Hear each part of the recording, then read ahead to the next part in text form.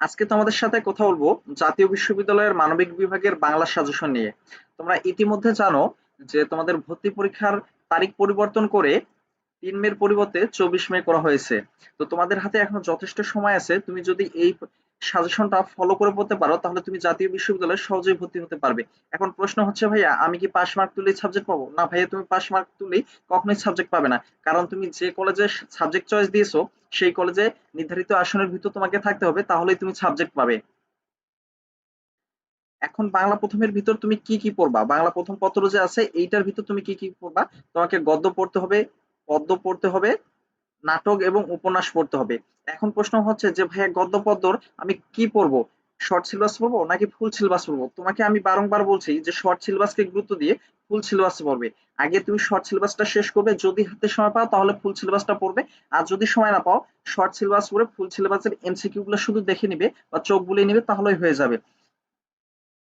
বাংলা দ্বিতীয় পত্রের ভিতর কি কি পড়বো ভাইয়া? বাংলা দ্বিতীয় পত্রের ভিতর তোমাকে বাংলা বানান পড়তে হবে, বাংলা উচ্চারণ পড়তে হবে, সন্ধি পড়তে হবে, সমাস পড়তে হবে, কারক পড়তে হবে, শব্দ পড়তে হবে, পদ প্রকরণ পড়তে হবে, বাক্য প্রকরণ পড়তে হবে, ধ্বনির পরিবর্তন পড়তে হবে, উপসর্গ পড়তে হবে, বিরাম চিহ্ন পড়তে হবে, পুরুষ ও স্ত্রীবাচক শব্দ।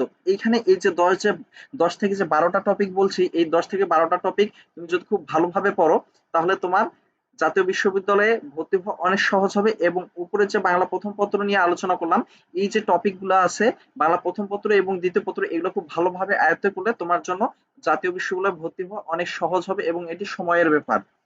এখন হচ্ছে মুখস্থ অংশের ভিতর কি কি পড়বো ভাইয়া? মুখস্থ অংশের ভিতর হচ্ছে বাগধারা পড়তে হবে, সমার্থক শব্দ পড়তে হবে, বিপরীত শব্দ পড়তে হবে, এক কথায় প্রকাশ, পারিভাষিক শব্দ, এইগুলো তোমাকে পড়তে হবে। এখন কথা হচ্ছে যে ভাইয়া আমি এই মুখস্থ অংশগুলো কিভাবে পড়বো? এই মুখস্থ অংশগুলো তুমি বিগত বছরের যে বিভিন্ন বিশ্ববিদ্যালয়ে আসা এমসিকিউ গুলো আছে সেগুলো যদি ভালোভাবে আয়ত্তে নিতে পারো তাহলে এর বাইরে তোমাকে পড়তে হবে না। কারণ দেখা যায় বিগত বছরের যে এমসিকিউ গুলো আছে এই এমসিকিউ গুলো থেকে ৮০ থেকে ৯০% বা হচ্ছে ৬০ থেকে ৭০% কোশ্চেন করা হয়। তো তুমি যদি বিগত বছরের এমসিকিউ গুলো খুব ভালোভাবে পড়ো তাহলে তুমি জাতীয় বিশ্ববিদ্যালয়ে চান্স পাবে এবং তোমার চান্স পাওয়া অনেক সহজ হবে।